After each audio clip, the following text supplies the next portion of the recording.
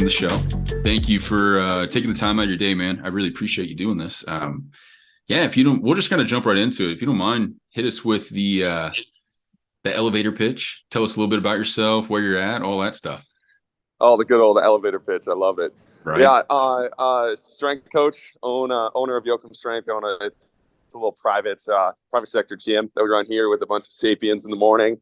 Ex-collegiate strength coach, ex-collegiate or high school strength coach, kind of ex-private strength coach as well. Worked for a couple corporations like that. Worked for the high school sector, worked for the college sector, kind of made my journey through there. Previously played American football and was a hammer thrower in college at the University of St. Thomas, and kind of got and hopefully inspiring the field to take some of my crazy ideas and have people that have bigger brains than me apply them. So that's kind of my approach. What do you think is like some of the craziest ideas you got? Well, I think I've realized this too. I think this, I'm sure you can respect this having the podcast, but it's like when you have the podcast and you have these conversations with like 100 other people, you really get to see you usually get to see everybody else's style of thinking, but you really get to learn your style of thinking. And I started to realize I'm very like conceptual. I'm very creative. Like I have those thought processes. But when it comes to like tracking, analytics, being able to measure what you're saying, trying to almost like I talk about like taking a step out of the spirit world. That's where like I really value the podcast and value analytical guests and value analytical coaches and interns to be able to apply that stuff. And I've just seen it too of just putting out content and putting out my creative ideas, knowing why I do it, but maybe not being able to get to drive it, or you need to like, that's the nice thing about the private sector is I don't have to please anybody. Whereas if you have to please maybe an admin, you have to please the coach, maybe you can apply it in a little bit better way for your setting. So I've just kind of really liked that approach of giving the creative kind of chaos-based thought process to the field, and just having people think too. I think that's another thing too, is like just putting out writing. These are my current thoughts. None of it's finished right now, and I'm working on a book right now to try to solidify these thoughts into something tangible, and everything that I have. But right now, a lot of it's just like I love the creative, like thought-provoking thought process of it. Like why are we thinking this way? Why do we say these things? Like, and then pushing back on people just a little bit and say like they'll say something, you'll ask them a question like, okay, why do you believe that? What are you saying there? What? And they can't articulate why. They can't say. So really kind of on a mission, a crusade, if you will, of like destroying that appeal to authority argument that we have in our field and putting out ideas that you actually believe in and being able to articulate why you believe in it, or at least articulate, this is why I think I believe in it. I'm not saying I'm right or wrong, but this is what I see. This is what I think, rather than we do this because this team did that, or we did this because this coach told me that, which I see a lot in our field. And it's kind of everybody's fallback argument when you really push them to why they think the way they think. Is this something you kind of picked up, like this crusade of yours? Is this something that you've found through working in, private sector specifically, or is it more like working with sports teams and strength and conditioning?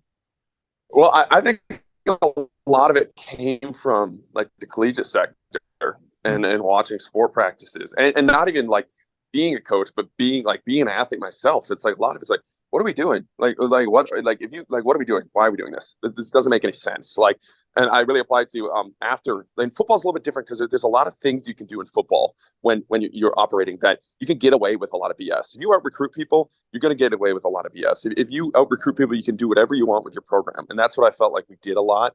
We just brought in a lot of sweet athletes. But I would step up after football. I started playing slow pitch softball, and it'll sound silly because it seems like a way less athletic sport. But what slow pitch softball really did was it's this one-on-one battle. Like you're on the plate, you're basically battling with yourself. This ball's tossed up in the air. But my question, like I really started to ask myself is, and it was after like a terrible night of softball, was like, is what I'm doing in the weight room helping? Like, is it doing what I think it should do?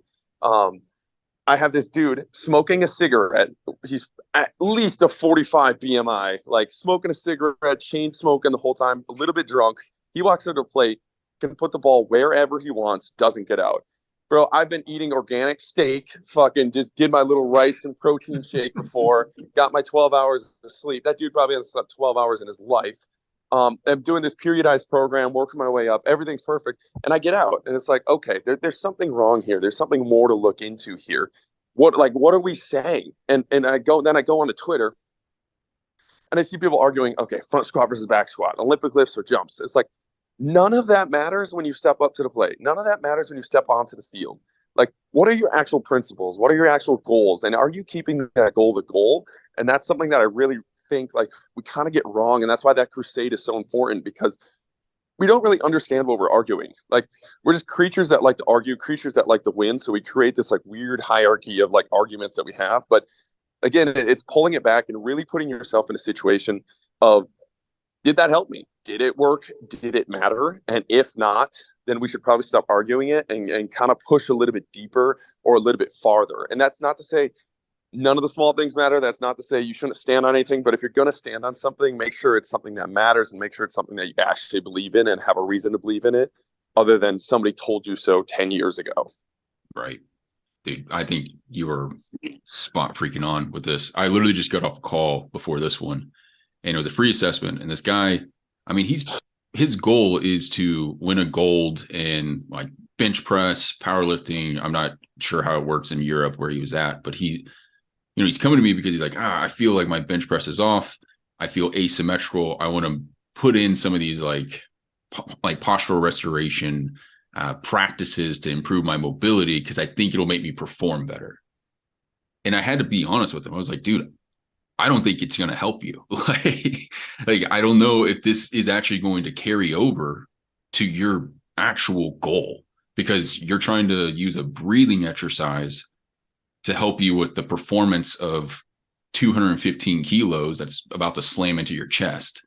Like, I don't know if that's going to help. I was like, there might be some things you can do in your programming, but again, it's just this idea of like, what is the principle? Is this stuff actually going to help? And it comes down to experimentation and trial and error, but also just, I think, looking at the big picture too, like, how often there's just so many variables that you can play with. But in that moment too, like what you could have did in that moment is sold them all the poison that you wanted to. And that's exactly the point. Like, these athletes are coming to you because they're not at their goal yet. So at that point, if you can offer them any solution that they feel like that they feel could get them closer to their goal, they're going to take it, And a lot of times it's like that dude just needs to bench press more and for a longer period of time. It's probably going to take 2 years to get there, Like, you're trying to add 50 pounds to your bench press and you bench 500 pounds.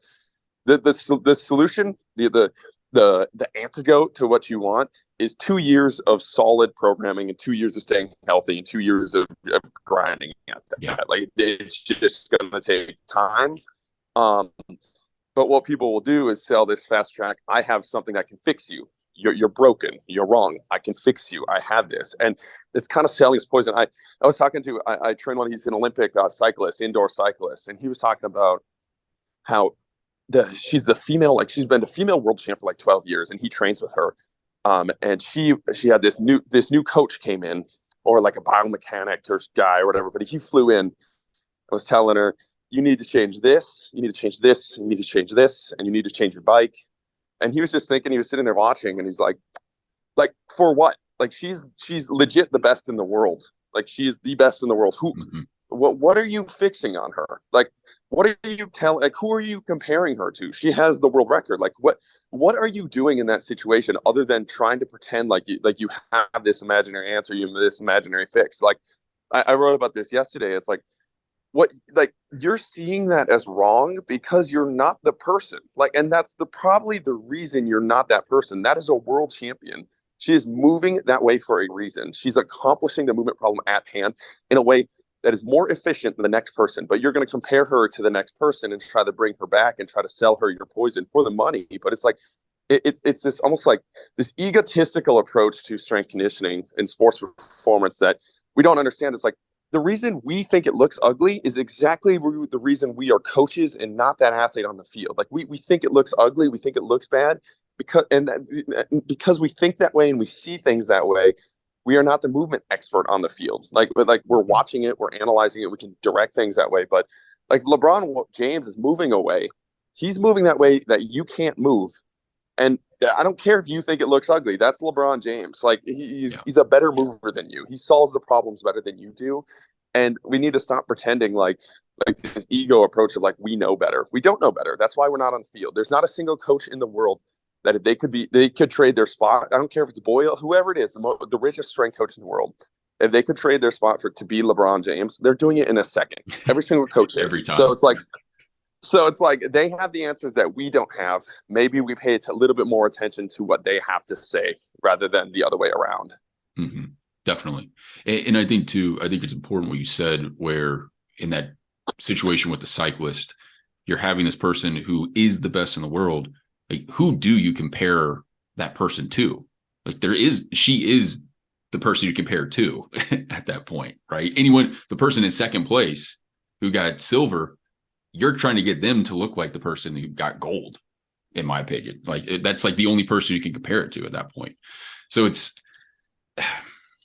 I'm with you, man. I totally agree. And I agree about the poison too. Like that, in that situation, I assessed him. He could use some more shoulder extension, but I straight up told him, I was like, dude, I got a great powerlifting coach, Matt Domney. He's the strongest guy I know right now. Like, you should message him and see what he can do with your bench at this point. Like, I think that is a way better route, and you're going to probably use your time so much more effectively.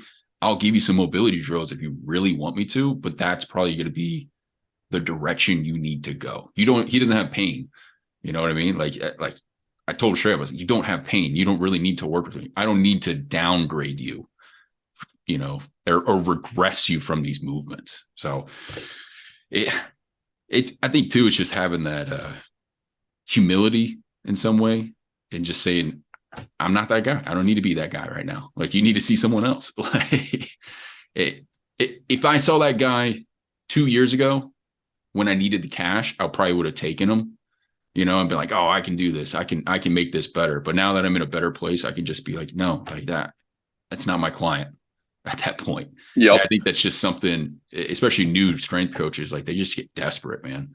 Like, I got to fix them. I got to do it. And they're justifying any way they can so they can make that cash. At least that's what I did.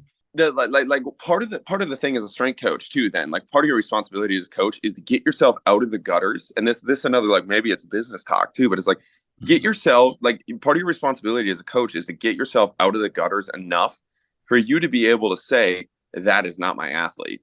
You have all these coaches like say, oh, I'm here to better the field. I'm here to, I'm just here for the athlete. It's like, one, that's bullshit. Like, that's bullshit. Like, you're a human being. Like, you're not here. You're not tweeting this stuff out to better the field. You're tweeting, like, every single one of us, we're tweeting it out for attention, for education, for money, to build a brand. Like, we're building it for eyeballs. Like, we're building everything we do selfishly. That doesn't mean you can't direct that selfish intention to something that betters the world.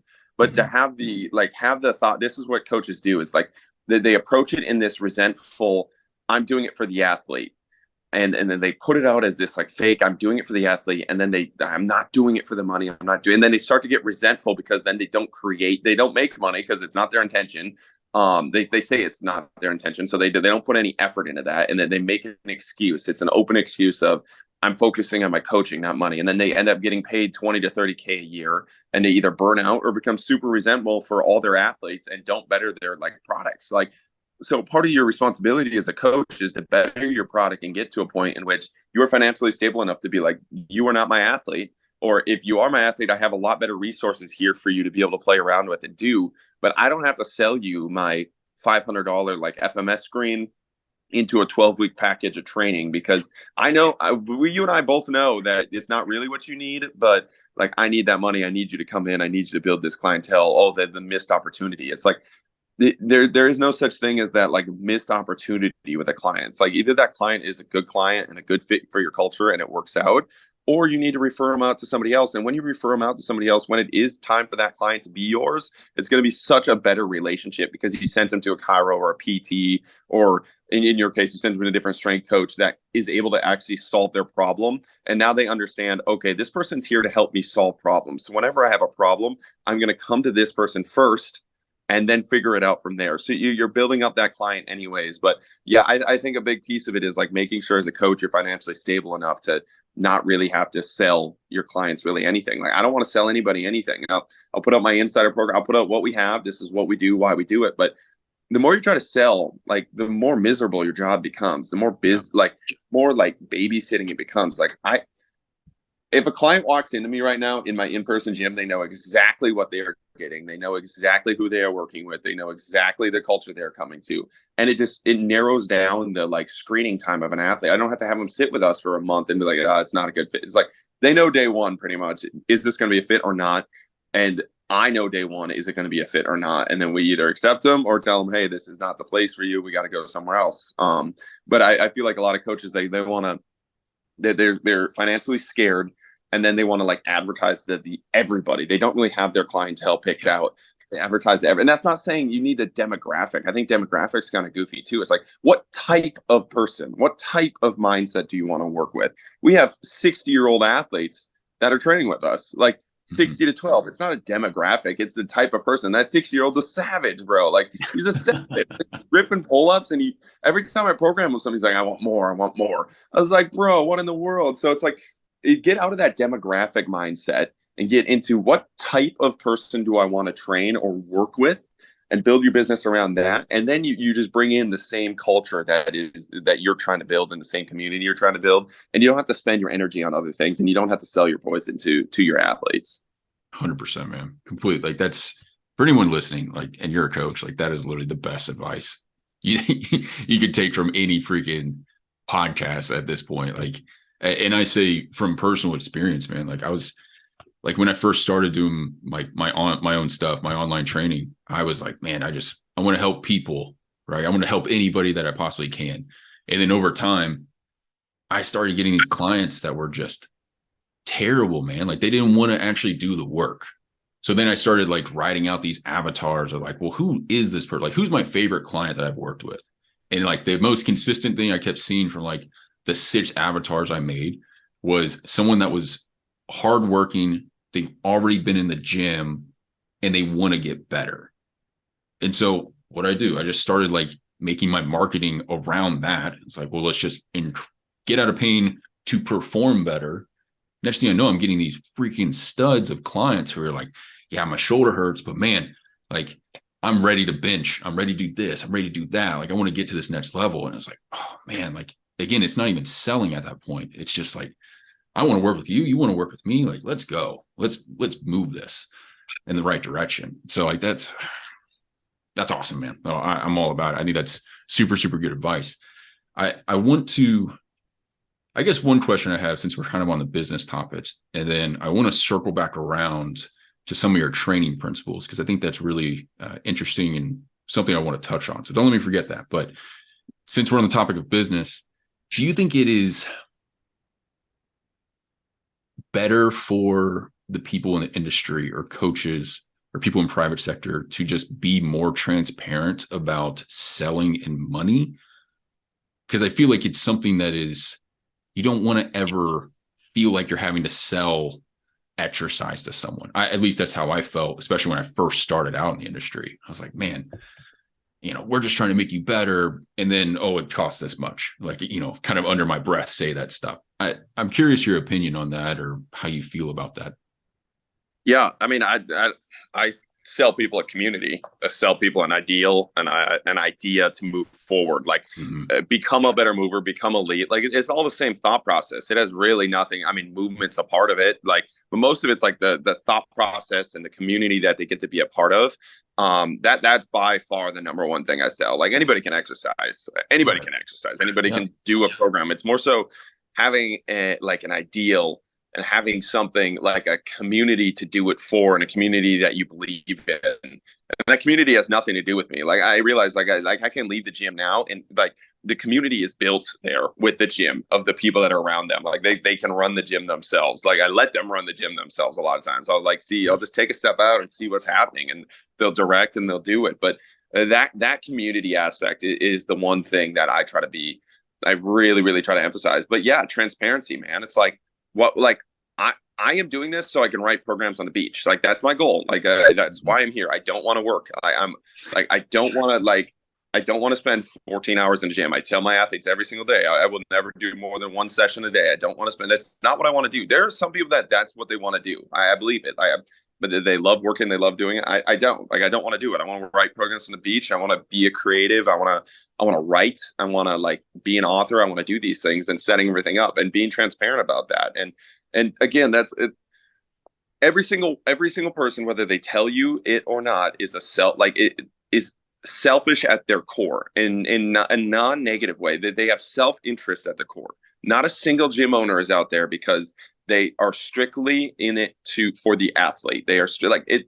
It's this like virtue signaling that we do, and it's dangerous because it's like if you're going to start off based off that lie, like where does that go? It only goes two ways. It turns into you scamming your athletes under the table and either charging them stuff that they don't need, selling your poison. You can scam them and sell your poison that way, or you go the other way that I talked about before is like you are unwilling to go the scam route, but you're unwilling to admit that you're in it for a different reason. So then you just get super resentful towards your athletes and resentful towards your gym and resentful for your job. And the best way out then is just to quit and change fields, which you see with a lot of these coaches. And this is another thing. It's like you have all these 30 to 40-year-old coaches on Twitter right now that are like, oh, all these interns aren't the same as us. All these interns want pay. All these interns, like, they won't mop the floors. It's like, bro, your entire generation has quit the field. Like the amount of 30 and 40-year-old strength coaches I see leaving the field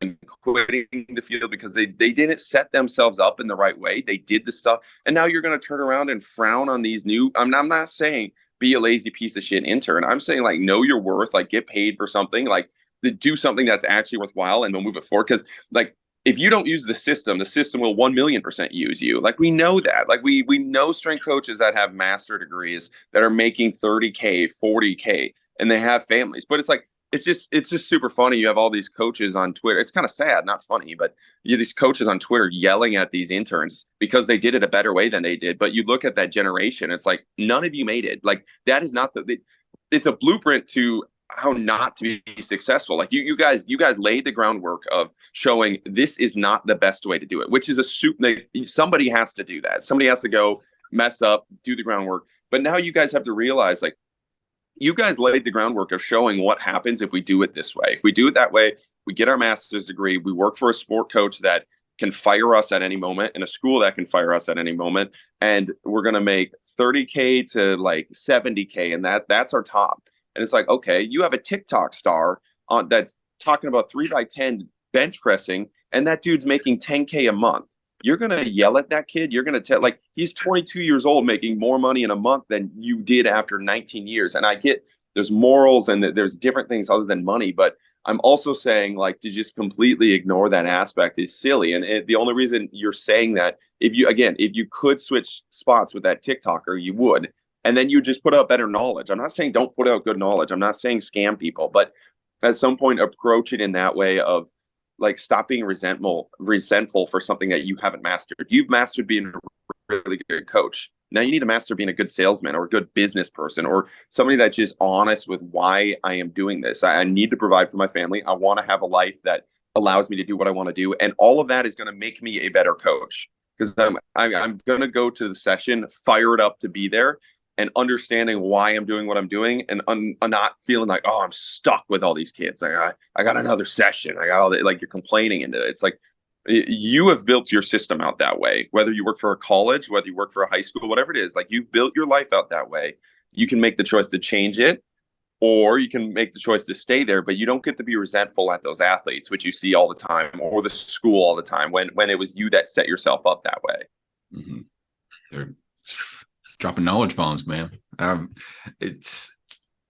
can't even add. Yeah, I drank a little too much coffee before this, so I'm gonna be rambling, dude, bro. Let's go. I'm happy with it. I think you're dropping, like I said, just knowledge bombs, like really good stuff here, and it's important to know because I mean, I got a lot of younger folks that listen to this and they're like, "Oh, what do I do? I'm scared of what this guy's gonna say or this guy's gonna say." It's like, who cares, man? Just put it out there. Like, just talk. Like, someone's always gonna know more than you. Right. And it's just being okay with being wrong. Like, this is all a big fucking experiment anyways. Like, there's not one right way to do any of this, let alone training, in my opinion. Like, we made it up. We literally made it up in the past 60 years. Like, fitness has been made up and become more constrained, I would say. But I guess I won't say made up. It's been around since like the Greeks and probably before then. But even then, it's still just like recently got a stick up his butt, I would say, in a lot of ways. You talked about like being scared to post something because another coach will say something. It's like, man, that stuff drives me fucking insane. I just posted the Rick and Morty quote where it's like, your boos mean nothing to me because I've seen what you cheer. It's like, go look at the coaches that are like getting cheered on Twitter and like the big time coaches that you're scared of. Go look at what the conversations are about, man. Go look at some of the stuff they're saying. It's like, that is not it. Like, it's just straight. It's the biggest cult followings and appeal to authorities. And this guy might get me a job, so I'm gonna tweet exactly the way that he might retweet me. Like, it's one of the grossest. Like, Twitter is especially bad with it. Instagram's a little bit more creative, I've seen, just because you actually have to make like a content or video with it. But the words, man, it's brutal, and it's like little thesis statements they're going for all the time. Like, bro, it's just copy and paste. And it's all the other thing. It's like, bro, go listen to Kevin Gates rap. Kevin Gates puts out the most egregious lyrics, man, and is a multi-millionaire rapper that everybody listens to. And he has a family and people like you are scared of tweeting out that you like front squats, bro, because your back squat mentor might get mad at you. And you have Kevin Gates and Eminem and all these rappers just rapping about the most egregious things in the world and becoming millionaires. It's like, bro, like it's so silly. Well, it's like how, like, it doesn't matter. It does not matter. It does not matter. Go say what you want to say. Go be creative. Go be original. Go say it. Nobody is going to care. Like, and the people that do this, like, if your grandma stops loving you because of something that you tweeted, if it wasn't egregious, like if she stops loving you because of something you actually believe in, man, that's okay. Then good. You figured out that your grandma doesn't actually love you, man. Like, if that's the like, and I was just saying grandma because everyone's like, oh, this used to be the social media advice when we were at St. Thomas. It's like, if you didn't want your grandma to see it, don't put it on social. It's like, no, bro, no. That is exactly how you become a boring social. And it's these social media experts coaching you that don't have Instagram, aren't on TikTok, and just got a Facebook. It's like, what are we doing, bro? It's like, you guys just saving face to save face, but you have no idea what you're actually talking about. And it's none of it's going to matter. Like, my family, I put out stuff. My family still loves me. I put out stuff, and I still have job opportunities coming. Like, I put out stuff, and I built a business. Like, nobody is going to be like, oh my god, that guy said that, he's done. And if they do, it cleans up your life. It cleans up the bullshit in your life. Like, you don't want those people in your life. If you put out something you actually believe in, and a future job employer looks at it and be like, I'm not going to hire him, you don't want to work for that person. You're literally going to get hired by somebody that doesn't believe in what you believe in. Like, it should simplify your life. Put out what you believe in. It'll build a community around you of people that believe in what you believe in, and it'll eliminate, and this is the number one thing, it'll eliminate the people that don't believe in you and don't believe in what you believe in. And I'm not saying create an echo chamber. I'm just saying, if they are that sensitive to what, like, did they have to block you because you posted something they don't agree with you on Twitter? It's like, that person does not need to be in your life. That person is not emotionally aged enough and not emotionally controlled enough to be in your life, to be a positive influence in your life. Yeah. And that percentage of people is way smaller than you think. Way smaller. Way small. Like, I had a guy on Instagram like 2 days ago send me a message, and he said, sorry, man, I had to unfollow you because you named this exercise the alternating Arnold press, and I hate Arnold Schwarzenegger. I can't believe you would do that. And I was like, who are you? What the hell? And I was just like, okay, see ya. Like, I didn't even respond. But it's just like, I get a message like that.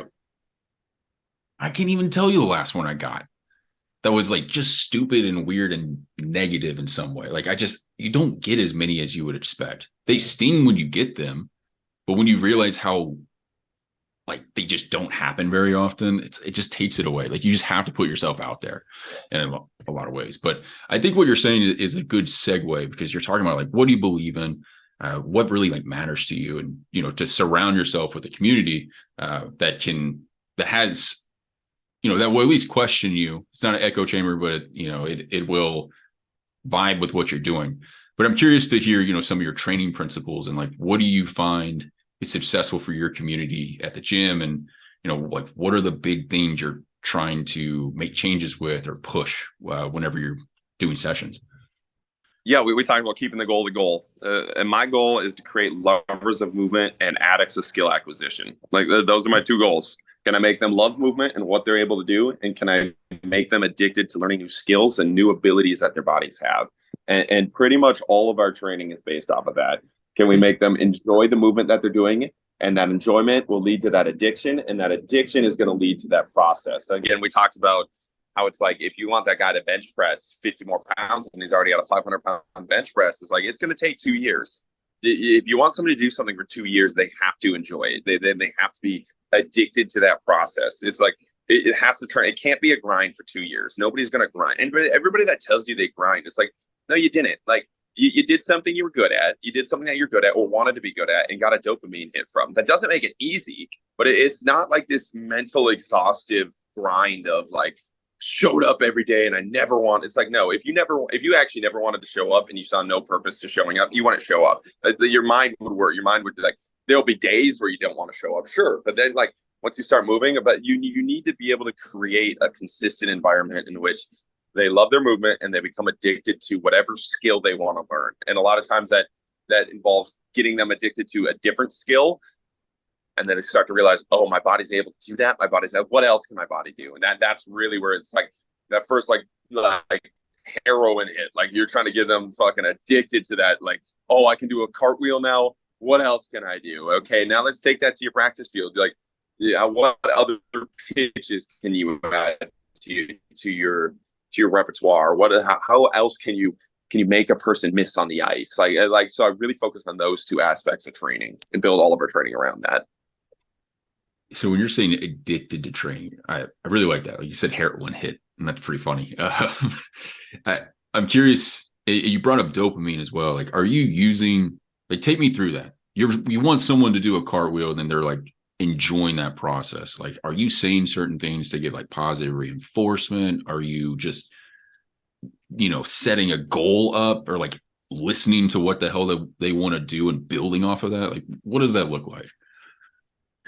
Yeah, there's so many facets. There's so many like different ways we play with that kind of thought process. If we're going like with strictly like learning a cartwheel, something like that, like we'll bring them in, we'll get a high environment going, like a high energy environment. A lot of times these athletes will come to you, these clients will come to you after working a full day or being in school all day and being in practice all day, and they really don't have any control over their environment. So we'll allow them come here. The first thing we'll do is probably like some exploration of movement, like maybe it's a small little game that we came up with. It's pretty stagnant. Maybe it's get ups off the ground, maybe it's different role variations that we're doing, but it's something that they're already pretty competent with. It's something maybe they can compete with to get the energy up, and they start to get really fired up to do something. Then we'll go to, if it is the cartwheels, we'll go to the skill that we want to learn that day. Let's say it is a cartwheel, so we'll start with progressions of the cartwheel. We'll start to add in stuff. We'll start with the intent of, we want to do a cartwheel today. We are unable to do a cartwheel today. What does that mean if you try a cartwheel? You're going to fail. Okay. Now we have the acceptance of failure. And then talking about the process of how powerful failure can be. What failure is, it's just a signal to the body that you did not correctly solve the movement problem at hand. You got to go fix that. So it's that instant, oh shit, I got to go fix this. Oh shit, I got to adapt to this. So now we're trying to learn a cartwheel. We're going to add progressions. We create an environment in which failure is okay. We add progressions, we add ways to do it, and we just get closer and closer. And as we're watching our athletes do it, they're laughing, they're falling. Like you see all of the physical attributes. Maybe we're trying to build up hand, wrist, and shoulder strength, or just the ability to interact with the ground, or we've fallen in this position and we took a hit. Like falling on the ground is much different than any other armor building, and being able to handle that interaction with the ground. We'll see with a lot of our athletes, once we teach them how to roll and fall, and we do different jump variations, when they hit the ground, they always find a way to almost recoil out of the ground and rather fall into the ground. We used to with all of American football players at St. Thomas, when they used to fall in this like straight arm like way, and they would smack the ground and get their shoulders caught, and it was just super awkward fall. And the athletes that already had a pretty good background in movement, they would roll out of it, and they would solve that movement problem differently. But a lot of athletes that didn't, maybe it was just like just a big like they specialized in football too early, and that was pretty much all they did. Then they would fall this super awkwardly, and then just not interact with the ground very well. So adding interactions with the ground, you'll see like, so you get the physical benefit of interacting with the ground and be able to learn how to do that and land softly. Not land softly, but interact with the ground softly. Maybe it's a roll out of it instead of a fall. Maybe it's a way to contort your body in the air when you do fall to get out of it. So it's exposing them to that. But you're also getting closer to the skill part of learning to cartwheel. And the cartwheel doesn't really do you much. Like, you're never going to use a cartwheel on the field, but you get that physical component. And then as they're getting closer to doing a cartwheel, you can talk to them about how learning a skill works. You can add in all these components of just, okay, this is exactly how, like, do we open up conversation on skill acquisition, and how can we add skills to the field, and what are we learning here? And then when they get it, like when you get them, you've had them accept the failure with their group, which is huge. Like, that's how you build a community. Everybody around them is laughing together. Like, somebody's going to eat shit. You guys have never done this before. Everybody's laughing together. That is one of the best things for, like, okay, I am all right to mess up here. This is one spot where a coach is not going to sit there and ream me when I mess up, so I can explore. So you open an avenue to explore. When you open an avenue to explore and you accept failure, these athletes will continue to solve or attempt to solve the movement problem at hand in a bunch of different ways until they find the correct way that suits their body best. And once they get it, and they got it because you open that avenue to explore and they tweak something, then it's like this aha moment. You'll see it in their eyes. They're like, oh shit, I just did that. Oh shit, like, what else can I do? And then from there, it just opens up so many conversation pieces. But that's kind of how we like. There's so many pieces to what we kind of do and how I kind of think about it. And there's so many different ways, like in different avenues, because some athletes need to be able to learn to accept failure more. Like, that's their struggle piece. They're so scared. It's high school, like boys specifically. Ego's so fragile, man. It's like they do not want to fail in their social circle, because right now there's social circles all like this hierarchy based. You know where you belong. You don't want any change in there, and it's very fragile. So they don't want to fail in front of their group. So, like, for a high school boy, a big thing is getting to accept failure and telling them it's all right. Like, you're not going to get more or less friends if you fall on this, you know, and we're going to build an environment in which that's actually true. Because if somebody's like being a dickhead and like, you felt like you suck, like, then we don't accept that. Like, we don't talk that way. We laugh and we enjoy our time, and we don't talk that way because you're going to fail exactly the way that he failed too. So, like, you just naturally don't do that, because oh, I'm required to do this thing too, and I'm going to look goofy too. So, like, a high school boy, you got to focus more on that. Whereas maybe somebody else, maybe it's like a college quarterback. It's more so, okay, you just spent 30 minutes with me learning how to do a cartwheel.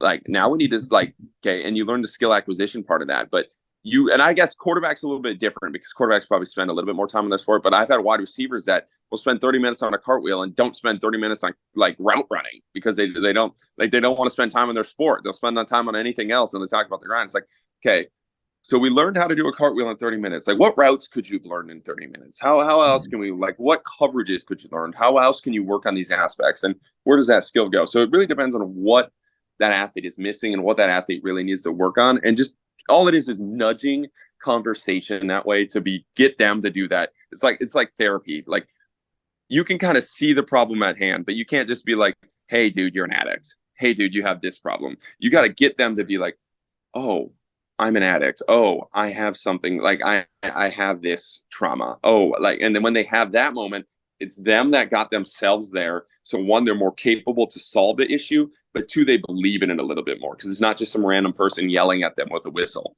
Right. No one's preaching at them to do exactly. this thing. Like, that's not the way you're going to learn something. Dude, I'm really vibing on this conversation, Austin.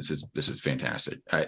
I'm curious if you've seen growth in other facets, especially for, like, these younger guys, like high school guys, you know, who they do have the egos. They don't want to fail. Like, do they come in and, like, talk about, like, different things that they're either succeeding in with their sport because of this, like, mindset shift and the things that you're working on, or even just with, like, school and life and stuff? Like, I feel like you're teaching life skills right now in a strength and conditioning setting.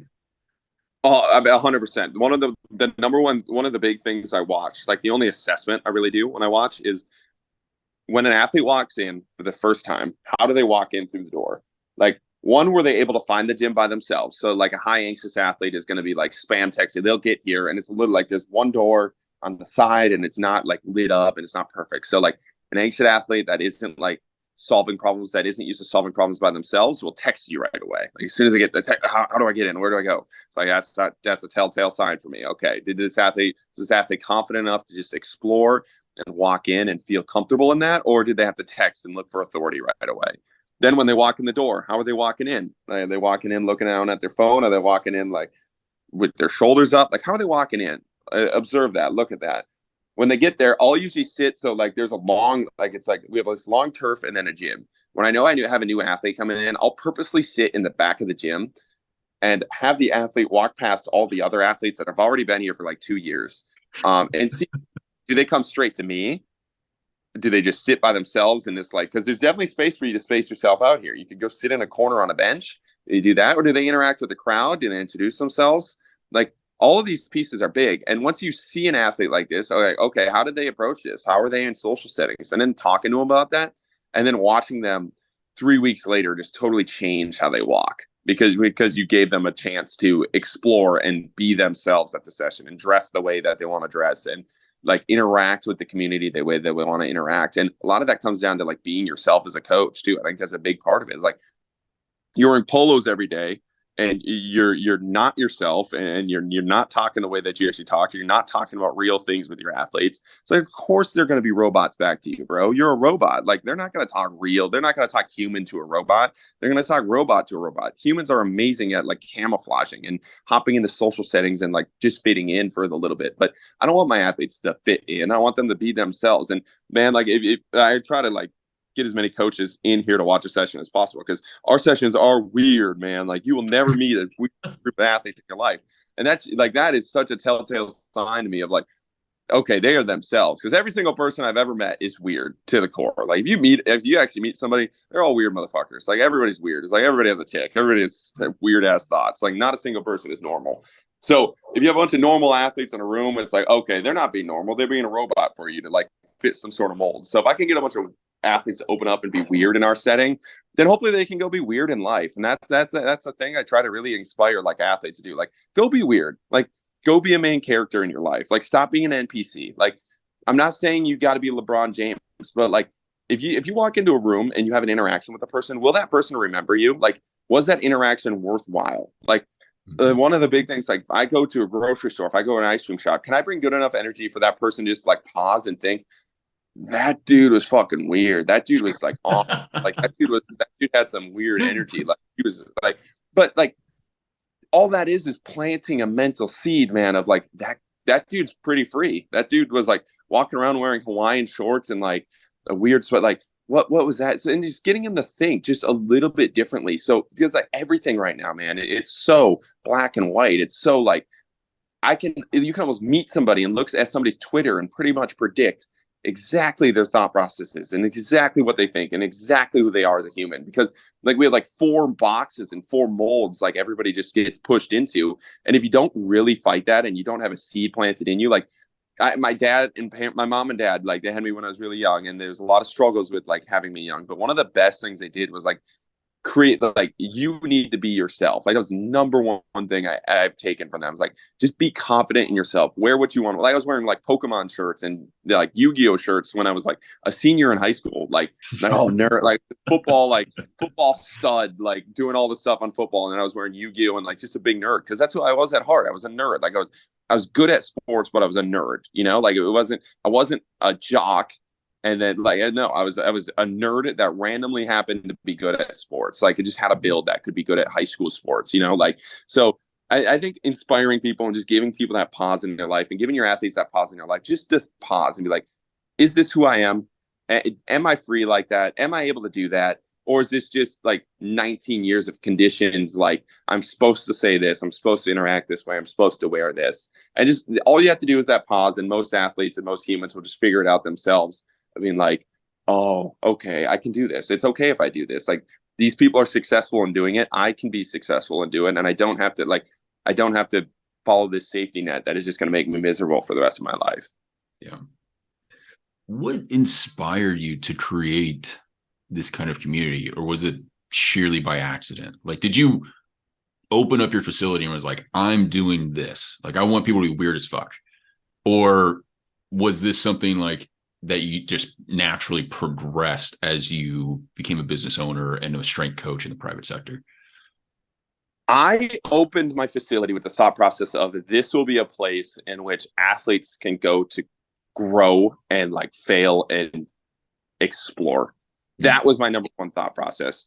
Like, and strictly because we never had that growing up. All of our stuff growing up, good coaches or bad coaches, it was all do this, do this, do this. If you fail, like I remember like so many athletes that were so scared to fail at anything that they just stayed the same athletes for 4 years in a row. So they failed to lift, they thought they would lose their roster spot. And a lot of times they would. Like that was the culture we had. And for a lot of it, it's good. It drives success. It drives intense.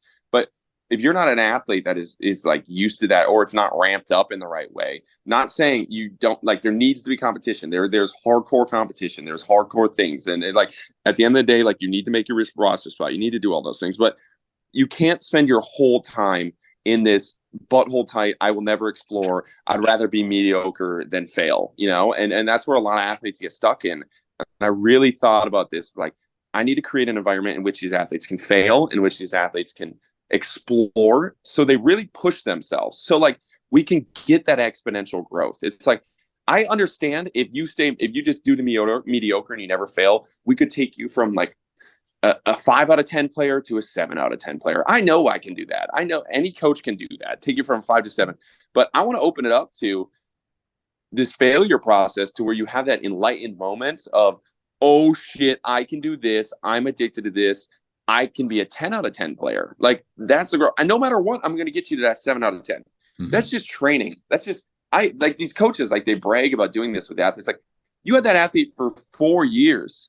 Like, he had no choice. Of course, you got him from a 5 to 7 out of 10. That's literally just time. Like that's an athlete. Literally, just you could do nothing with that athlete, and he could probably get to a 5 to a 7 out of 10 because he's older. You know, like it's literally just time. So like we're gonna get that result regardless. I really wanted to open up the community to be like, this is a spot in which you need to be open to failure, and we're going to teach failure. And it was because of a lot of the coaching background that I had, in which I saw that wasn't allowed. It was never allowed. So you never really explored and left your shell. And leaving your shell is really the only time that you can like have that rebirth and find the new shell. And I'm not saying you throw out the shell. Like maybe your shell right now is the right thing. Like that's another thing. It's not just to rebel. Maybe the shell is the right thing. But at least be willing to look at something else. Be willing to take a step out or just add something to your repertoire rather than sitting into, I'm really good at this, so I'm just going to continue to do this. When the step that I need is really just a linear step to the left, but I'm going to keep running my head into the wall. So the community happened in that way. That was my goal. And then when you open up exploration and you open up the ability to failure, you just open up an athlete. And when you open up an athlete, that's when it becomes a bunch of weirdos in a room. You said the word rebirth.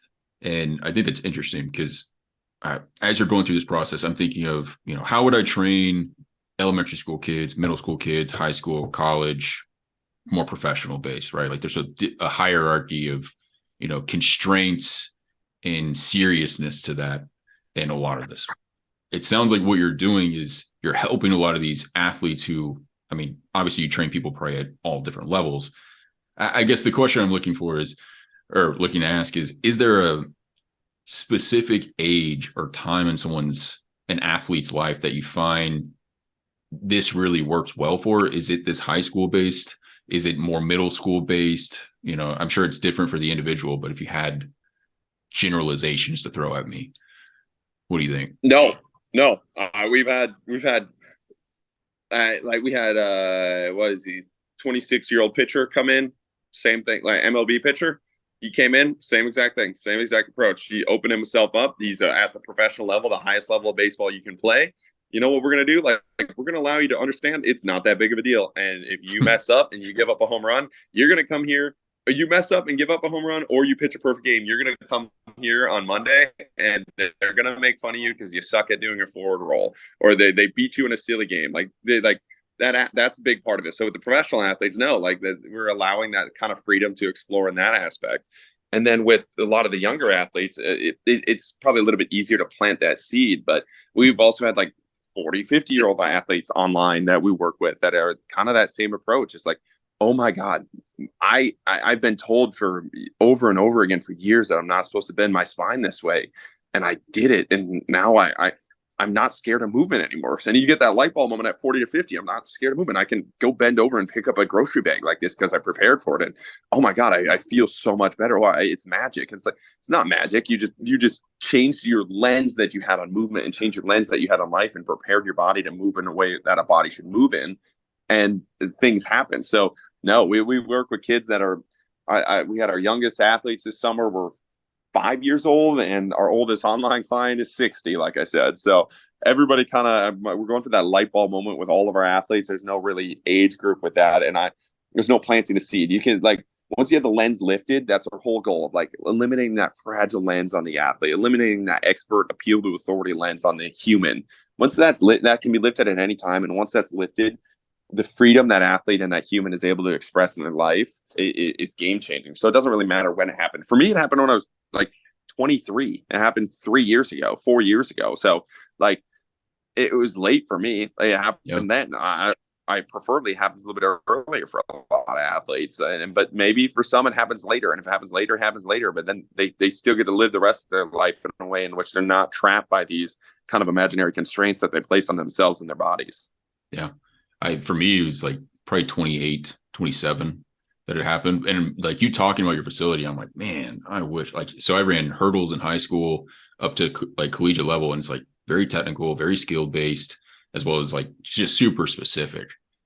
And dude, I would sit there just over and over and do my repetitions and all that stuff. And it's like, if I mess up this one little bit, God, like go listen to my emo songs and like fucking like cry about it internally. Like I couldn't get it wrong. And like just thinking of a facility like that where it's just like, go screw hurdles, go do a cartwheel, go do this. Like I've seen you do like your balloon toss game and stuff like that. Like just go have fun. Like it sounds great, man. Like it just sounds awesome. Like I track and field like experience too as a hammer thrower. Like it's the same thing. Like football's a little more free. Then you have the pressure, but hammer throwing, man, like I was trapped in this like technical model that I could not escape. And like all of my day was spent on this perfect position and why am I not hitting this position and what is going on, and then turning into like internal cues to get there. And it just made everything so less fluid. And so like the more I focused on it, the worse it got and the worse it felt.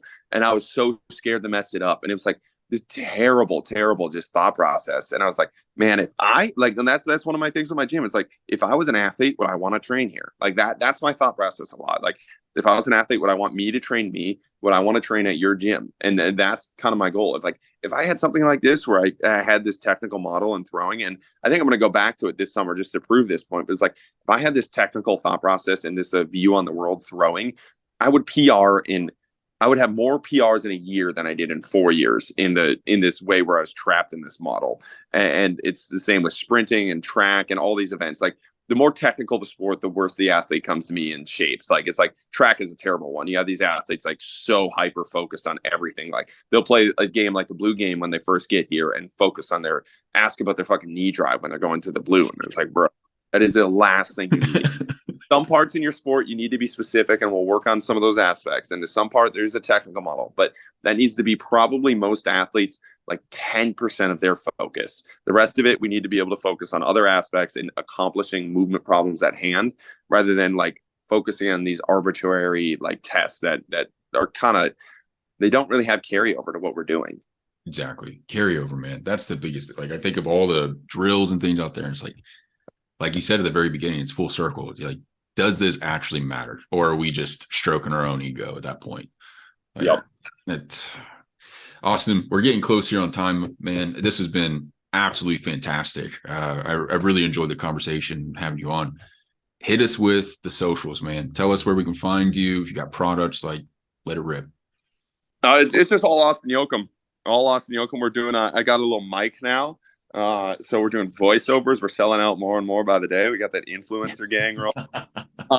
Yeah, but it's all social. I post everything on TikTok, Twitter, and Instagram, but Instagram is probably the most in-depth view. I'm still working on Instagram and still working on TikTok and Twitter and learning how to do it. But I got a podcast that we talk shit with all the time on like sports performance, and we got an online training platform. But you can find it all through the Instagram if you're interested. Perfect, man. I'll link that down in the show notes here. And yeah, thank you for coming on, and we will see you guys in the next one.